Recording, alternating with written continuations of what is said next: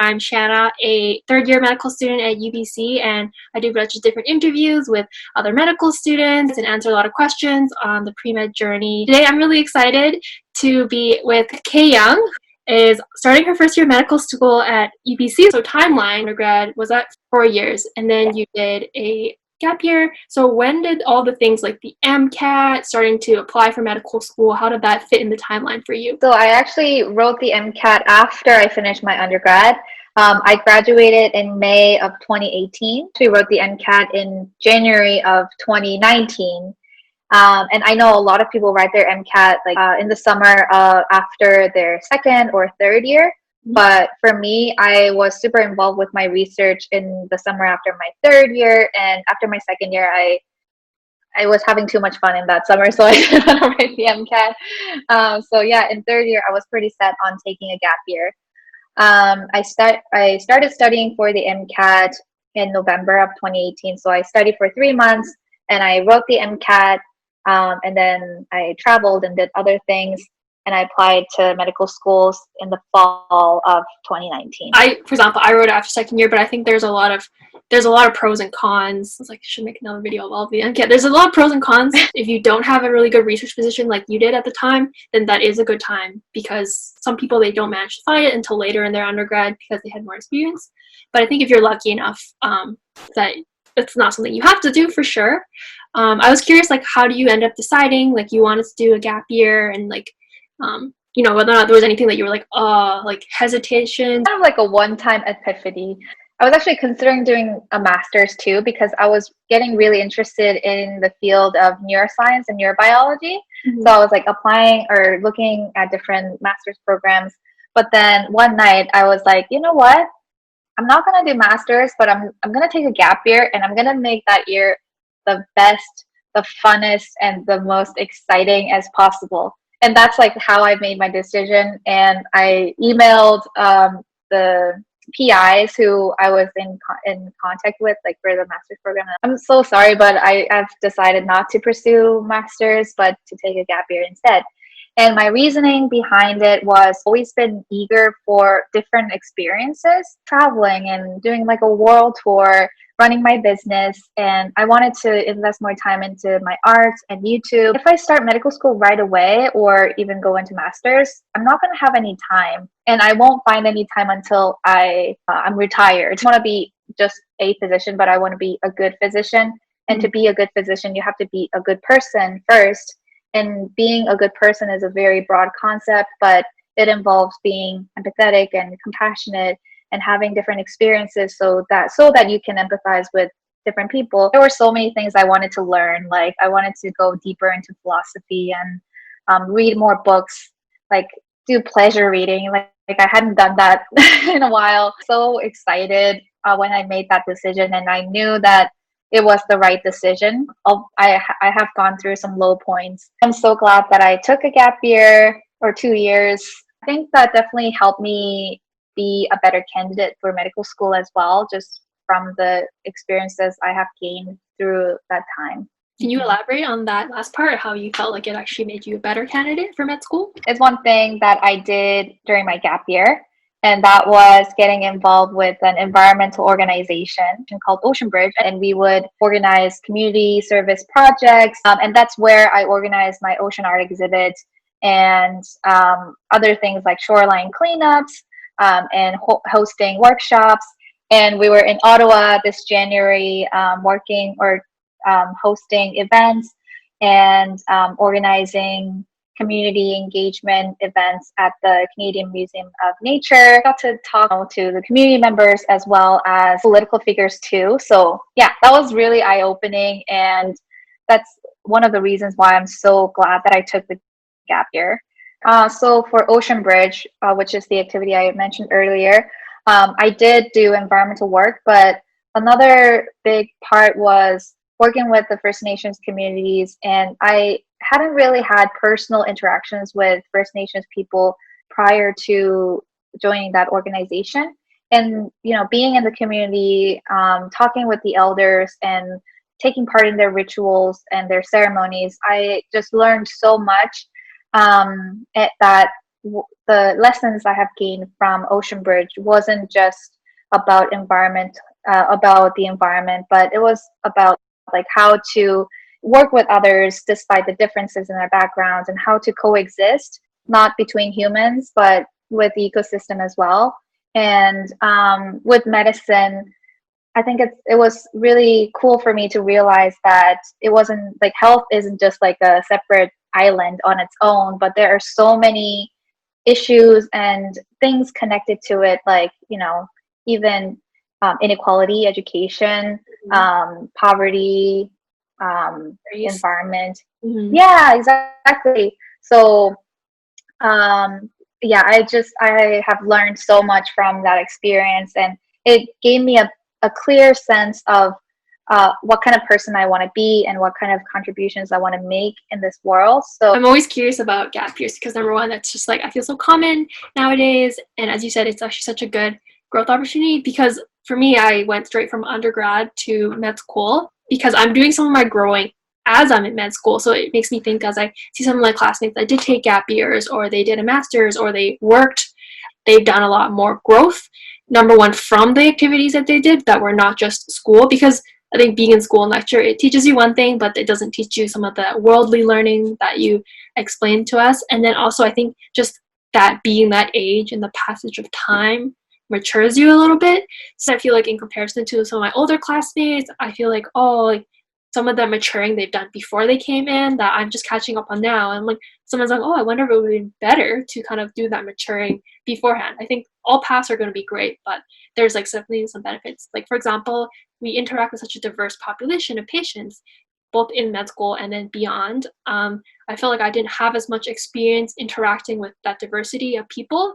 And as well as, so some of my classmates, they worked as teachers or something like that. And so they had that experience with conflict management, talking to people. I think for me, I'm not that very good at talking to people that are not seniors, because seniors are super cute, but people that are kind of middle age, kind of my parents' age, where I don't really know, I've never really had to hold like full conversations with people that age, and learning to talk about them with sensitive issues was especially tricky because I just wasn't used to it. So I can imagine if I had work experience or other experiences where I was just interacting with that group a little bit more and had more of that lived experience, that would have maybe been helpful. And this is quite hectic, but I think you definitely have time for some hobbies and stuff, but you don't have as much activity time to do the, achieve some of the other things that you want to do. I was curious, like, because there's a bajillion things that you wanted to do with your time. How did you plan that out or structure your year off? Like if anyone were wanting to take a gap year, they could come up with specific terms like, oh, I want to do this research, I want to get involved with this program.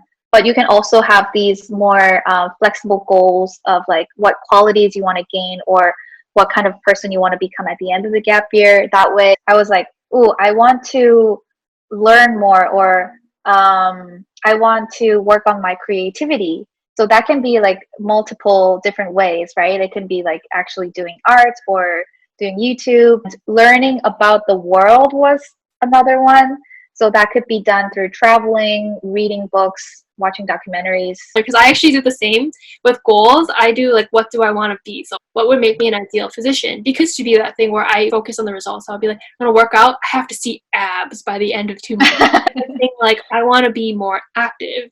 I think it's good to add that like ideal result too, because that's something tangible, but I think it's good to focus on the process, because I think as like a perfectionist type A, I can get really hard on myself when I don't achieve it. And it's very easy to get down on yourself and you're like, I'm going to do 5 hours of, this straight studying or research straight, which is never doable. Never say that to yourself. When you're more realistic about your goals and you're more realistic about like a trait, I want to be more deeply connected to my friends, or I want to be doing more self-awareness. Taking a gap year, it would be really easy to focus and say every single activity I need to do has to be med school related. And I think that's probably definitely not so. I think a lot of the stuff that you said that were the most fulfilling was you just wanted to do it, not necessarily because it was going to make yourself better for med school, which I think it did. Everything ended up, I would definitely say it would be a big boost to your application, but changing that mindset of like, what do I want to feel? What do I want to see and improve on? So I was curious to like summarize some of the stuff you did. So the Ocean Bridge, you started your business. What are some of the other things that you your highlights, I guess, of your gap years? On my first solo backpacking trip right after I finished my MCAT, and that was like a way for me to like reward myself for going through that grueling journey.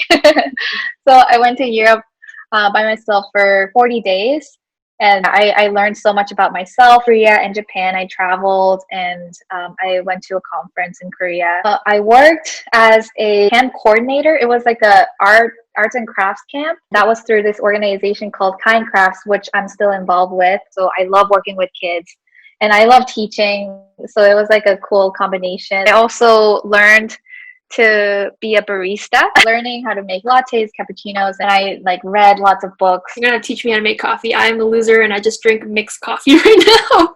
I mean, like those taste great. I still drink those even after learning how to make coffee. Yeah, but definitely like this gap year journey wasn't perfect. So set myself like a high expectation, which is what caused some of the low points in my gap year and also in my undergrad too. Just like being really like hard on myself when I didn't meet my goal, when I didn't see the result I wanted, and also I felt kind of not confident about whether I was spending that time right.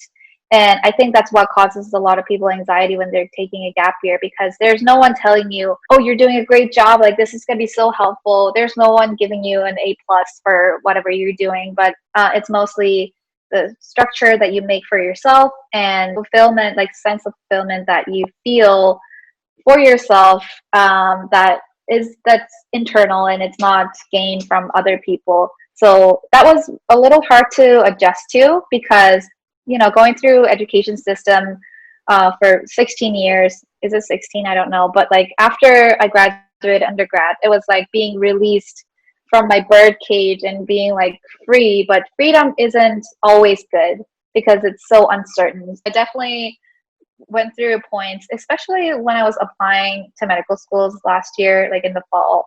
I was thinking like, oh, what if what I did isn't enough?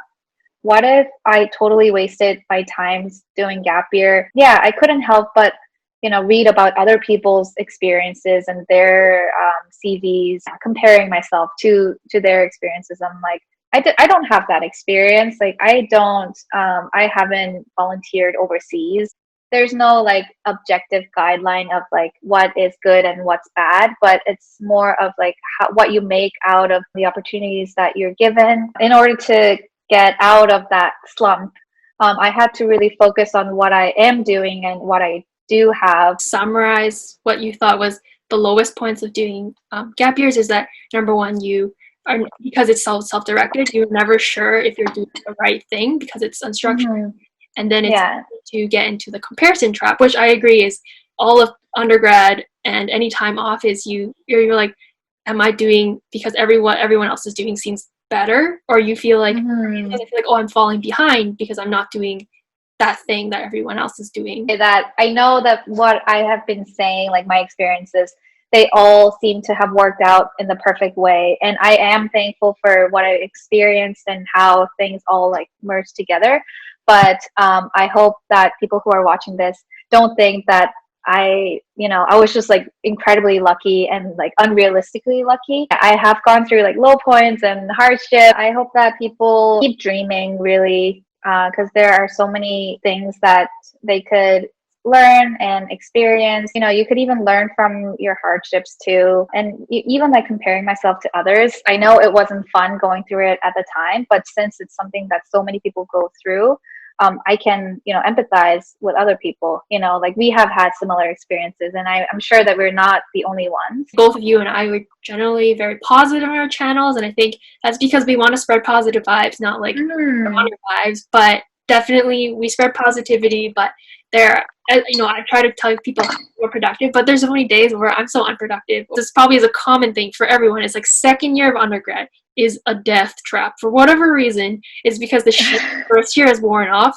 and then second year it's like the courses are harder, and then I hate my life, I hate people, and then you get over it. There's like always downlights, and both you and I are filming and making videos in like a higher point of our lives in general. So again, hopefully no one feels this is not intended to make everyone feel bad. I hope this is just like spreading positivity. Basically, if you're in a low point right now, that there's a light at the end of the tunnel. It's like, you know, everything, it's like the stock market too. Everything's up and down. I really love your point about how, like, you know, right now it looks like it all worked out. But when you did environmental research instead of med research, I'm sure that was kind of anxious. You're like, am I doing the right thing? Or if you're doing something that's a little bit off the beaten path, you start thinking, should I do the conventional thing?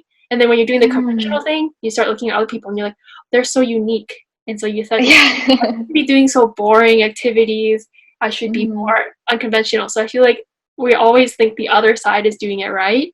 And I think there's like literally no way of knowing, because sometimes you'll make that choice and you'll be totally wrong. I think all of us will make choices that were kind of stupid. You're like, why did I do that? The summer before I went to med school, I decided to and go abroad and do research because I had done no global volunteering or anything. I just barely traveled all of undergrad. So I was like, let me go to another country and do some research. That just did not pan out well. Just people were lovely, but just like going to another country, trying to navigate their system, trying to speak another language does not work. It just does not work, my friends. Looking back, I was like, that was such a big waste of time. That entire summer was, okay, no, I think the people were great. I don't think that was a waste of time. The actual activity was a total waste of time. I have no publication from that, nothing to show for it. And now I'm like, why did I do that? But I think at the time, I thought that was the best choice to make. Everyone has this thing where it's like that thing in the bottom of the drawer where they made the stupid choice and it was kind of a waste of time. So definitely, even when I picked my experiences or my extracurriculars, I picked the wrong thing sometimes and I regret it, but that's just how it is. Be perfect. We're just humans. Whatever section you're watching right now, make sure to check the rest of this playlist or this series. Make sure you check out Kay Young's channel. She has some other tips on writing the MCAT. She has tips on studying and tips, again, stay subscribed so y'all get more chances to learn stuff. Yeah, thanks so much to Kay Young for taking the time to sit with me and share her experiences. I felt like she was so open and sharing so much positivity and good vibes.